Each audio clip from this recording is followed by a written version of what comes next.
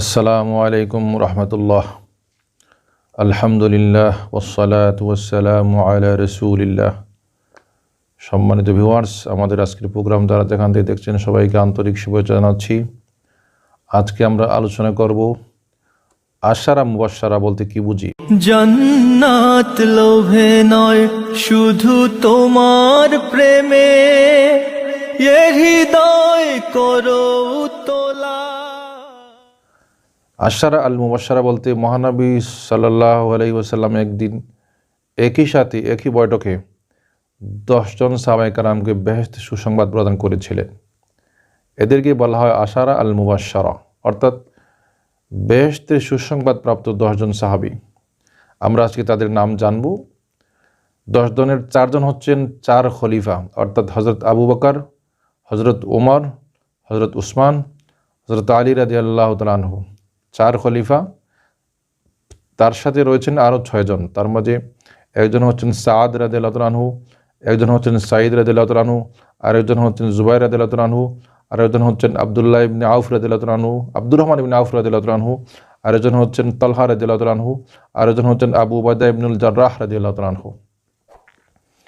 তো 10 জন সাহাবীর মধ্যে 4 জন 4 খলিফা। এদের মধ্যে হযরত আবু বকর ছিলেন মহানবী সাল্লাল্লাহু আলাইহি ওয়াসাল্লামের শ্বশুর সম্পর্কে।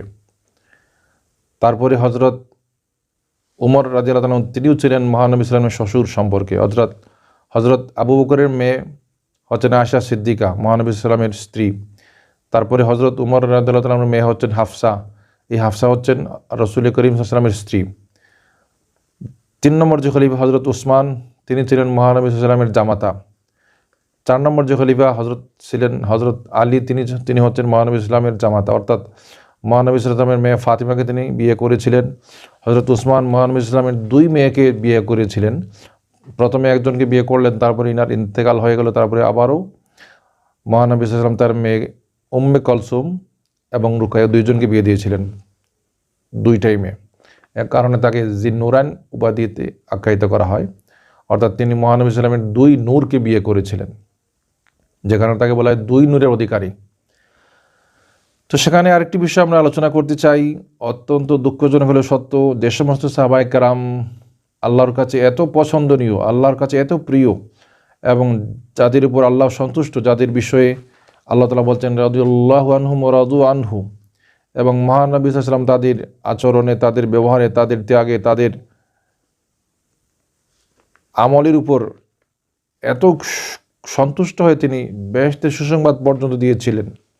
কিন্তু দুঃখজনক হলে সত্ত্বেও হযরত উমর রাদিয়াল্লাহু তাআলা আনহুকে দুষ্টরা হত্যা করেছে।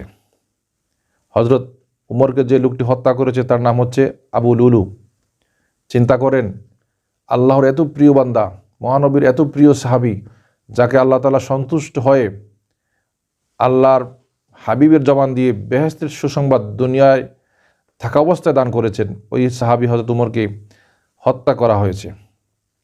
তারপরে হযরত উসমান সাহাবী, রাসূল করিম সাল্লাল্লাহু আলাইহি ওয়াসাল্লামের 2 মেয়ের যিনি স্বামী হওয়ার সৌভাগ্য অর্জন করেছিলেন, ওই উসমানকে হত্যা করা হয়েছে। তাকে হত্যা করেছিল এক ব্যক্তি, সেই দুষ্টের নাম হচ্ছে আসাওয়াদ তুজিবি। হযরত আলী রাদিয়াল্লাহু তাআলা আনহু, আল্লাহ রাসূলের প্রিয়তম জামাতা এবং কলেজার টুকরা মা ফাতেমাকে তিনি বিয়ে করেছিলেন। হাসান হুসাইনের আব্বা যিনি হযরত আলীকে হত্যা করেছিল এমন একটি ব্যক্তি, এমন একটি দুষ্ট দুরাচার, যার নাম হচ্ছে আব্দুর রহমান ইবনে মুলজিম।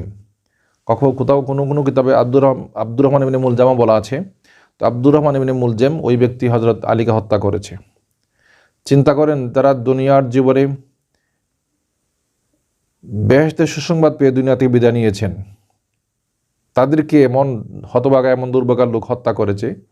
কপাল নষ্ট হয়েছে তাদের, যারা তাকে হত্যা করেছে এবং যারা তার হত্যায় সহযোগিতা করেছে। কিন্তু তাদের মর্যাদা বৃদ্ধি পেয়েছে। হযরত ওমর, হযরত উসমান এবং হযরত আলী শাহাদাতের মর্যাদা লাভ করেছেন। মহানবী সাল্লাল্লাহু আলাইহি ওয়াসাল্লাম নিজেও এটা বলতেন যে আমি চাই আমি যেন শাহাদাতের মৃত্যু আমার নসিব হয়। আল্লাহ রাসূল বলেছেন, আমার এটা পছন্দ লাগে, আমার এটা ভালো লাগে যে আমি আল্লাহর রাস্তায় জিহাদ করি, মৃত্যুবরণ করি, আবার জীবিত হই, আবার জিহাদে যেন কাফিরের হাতে মৃত্যুবরণ করি। তো আল্লাহ তাআলা তার প্রিয়তম নবীর প্রিয়তম সাহাবী হযরত উসমান, হযরত আলী, হযরত ওমরকে শাহাদতের মর্যাদা দান করেছেন, তাদের মর্যাদা বৃদ্ধি পেয়েছে, কিন্তু তাদেরকে যারা হত্যা করেছে এবং যারা হত্যায় সহযোগিতা করেছে ওদের পরকাল নষ্ট হয়েছে। আমরা আজকে জানলাম আশারা মুবাশশারা বলতে কারা এবং কোন 10 জন সাহাবী। আমরা সবাই আল্লাহ তাআলার কাছে দোয়া করি আমাদের জন্য শাহাদতি মৃত্যু নসিব হয়। সবাই বলি আমিন। আসসালামু আলাইকুম ওয়া রাহমাতুল্লাহ।